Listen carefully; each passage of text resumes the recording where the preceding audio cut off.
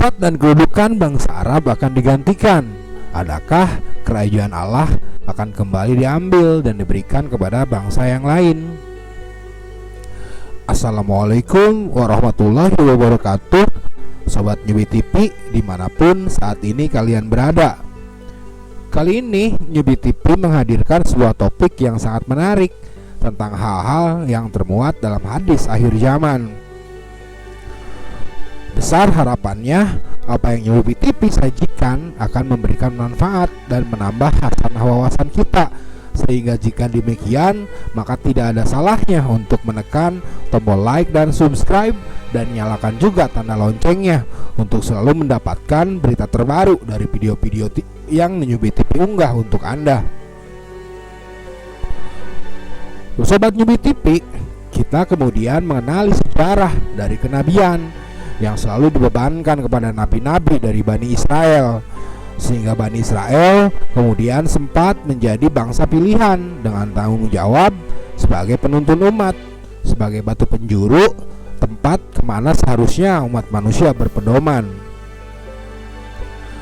Sehingga itulah alasannya mengapa kemudian Yerusalem dijadikan tempat untuk umat manusia berkiblat, termasuk itu Rasulullah Muhammad. Beliau sholat dengan berkiblat ke arah Yerusalem sebagai kiblat seluruh umat manusia pada saat itu.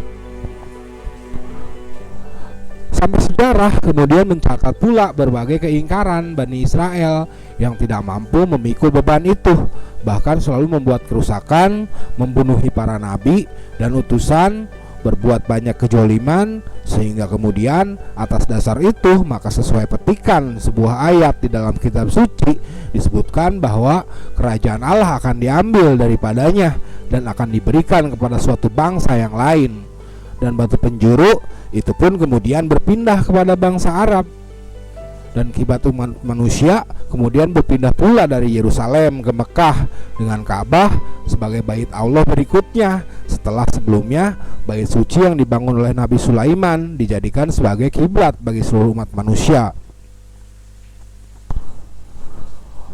Tetapi ada satu fenomena kemudian yang tercatat di dalam riwayat-riwayat hadis yang menjelaskan tentang akhir zaman, di mana di dalam hadis itu dijelaskan tentang akan ingkarnya bangsa Arab kelak, sehingga tempat dan kedudukannya pun akan digantikan oleh bangsa yang lain. Hadis itu kemudian berbunyi, sulit untuk digambarkan perasaan para sahabat ketika Rasulullah mengabarkan tentang isyarat murtadnya bangsa Arab suatu saat nanti ketika turun ayat 38 surat Muhammad, jika kamu berpaling dari agama, niscaya Dia, Allah, akan mengganti kamu dengan kaum yang lain dan mereka tidak akan seperti kamu. Maka sebagian sahabat bertanya, ya Rasulullah, jika kita berpaling, siapakah yang akan menggantikan tempat atau kedudukan kita? Nabi kemudian meletakkan tangannya yang penuh berkah di atas bahu Salman Al-Farisi dan bersabda, Dia dan kaumnya yang akan menggantikan kamu. Demi zat dan jiwaku yang berada di dalam genggamannya, jika agama ini bertaburan di Suraya, maka sebagian dari orang Persia akan mencari dan memegangnya. Hadis riwayat Tirmizi. Bahwa benar kemudian ada yang mempermasalahkan tentang hadis itu dan mengatakan derajat hadis itu adalah dhaif. Tetapi kemudian kita akan mencoba untuk menganalisa sebuah hadis yang derajatnya dinilai hasan, yaitu sebuah hadis yang diriwayatkan oleh Sauban yang berbunyi, akan berperang 3 orang di sisi perbendaharaanmu, mereka semua adalah putra khalifah, tetapi tak seorang pun di antara mereka yang berhasil menguasainya. Kemudian muncullah bendera-bendera hitam dari arah timur, lantas mereka memerangi kamu dengan suatu peperangan yang belum pernah dialami oleh kaum sebelummu. Kemudian beliau Shallallahu Alaihi Wasallam menyebutkan sesuatu yang aku tidak hafal, lalu bersabda, maka jika kamu melihatnya, berbaiatlah walaupun dengan merangkak di atas salju, karena dia adalah Khalifah Allah Al-Mahdi. Maka ketika banyak yang berpendapat bahwa khalifah yang disebut di atas adalah kerajaan Saudi Arabia, di mana dalam riwayat lain disebutkan bahwa wafatnya khalifah tersebut akan memunculkan perebutan tahta khalifah, di mana tahta itu kemudian diperebutkan ketiga orang putra-putra khalifah. Akan tetapi hadisnya menyebut bahwa tidak ada seorang pun dari ketiga putra khalifah itu akan mendapatkan tahta tersebut, melainkan mereka justru mendapatkan sebuah peperangan yang belum pernah dialami oleh kaum sebelumnya, oleh mereka yang akan datang dengan membawa panji hitam dari arah sebelah timur, di mana kemudian banyak pendapat yang menyebut bahwa arah timur yang dimaksud adalah Khurasan. Lalu kemudian kita bertemu dengan sebuah fenomena politik yang terjadi di Arab Saudi belakangan, di mana Raja Salman yang telah sepuh kemudian menggantikan posisi putra mahkota kerajaan Saudi, yang kemudian posisi itu diberikan kepada anaknya. Dan lalu kemudian putra mahkota yang baru membuat banyak manuver, menahan dan menyita berbagai aset kekayaan pangeran-pangeran yang lainnya dengan tuduhan korupsi, yang tentu saja kemudian itu berpotensi memunculkan sebuah konflik internal di dalam tubuh kerajaan Saudi sendiri.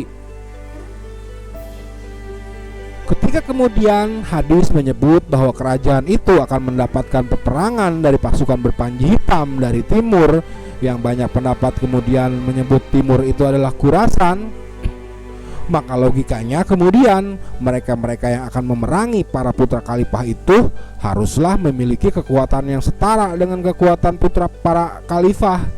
Tentu saja mereka pun harus memiliki masalah yang serius, yang cukup alasan kemudian bagi mereka untuk mengobarkan peperangan dengan para putra khalifah tersebut. Sehingga atas dasar logika itu, maka para putra khalifah yang berebut tahta itu ketika para putra khalifah yang berebut tahta itu disepakati adalah kerajaan Arab Saudi, maka kelompok atau negara manakah kira-kira yang memiliki kekuatan setara dengan kerajaan Arab Saudi? Kelompok atau negara manakah kira-kira yang memiliki masalah yang serius sehingga cukup alasan bagi mereka untuk menyerang Saudi? Sobat Newbie TV, telah bertahun-tahun perang di Yaman berkecamuk, di mana Saudi mengagresi Yaman kemudian tanpa henti, dan bahkan tindakan itu menuai kecaman dari dunia internasional, atau bahkan tindakan Saudi itu sampai disinggung oleh Presiden Rusia Vladimir Putin dengan membawa ayat Al-Quran, seharusnya kalian itu saling bersatu, tidak saling bermusuhan dan saling memerangi. Atau kita ingat bagaimana sentimen Saudi yang terus dihembuskan untuk memprovokasi kebencian terhadap Iran dan negara-negara sahabatnya. Bahkan Saudi hingga sempat membentuk sebuah koalisi internasional negara-negara Islam untuk menggempur dan menyerang Suriah sebagai sahabat dari Iran di kawasan Timur Tengah. Dari kesemua fakta itu, adakah itu akan menjadi sebuah alasan yang cukup bagi Saudi kelak akan mendapatkan serangan pembalasan atas apa yang dilakukannya tersebut? Adakah kemudian bangsa yang akan menggantikan tempat dan kedudukan Saudi di akhir zaman kelak itu adalah mereka yang disebut dalam hadis yang doif?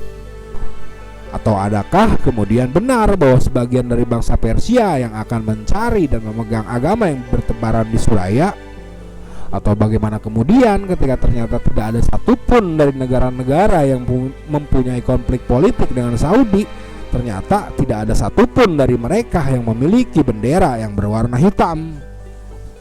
Adakah kemudian panji hitam yang dimaksud adalah benar-benar harus berupa sebuah bendera berwarna hitam dengan bertuliskan lafaz tauhid, ataukah hanya sebuah simbolisasi saja atas sebuah upaya perlawanan?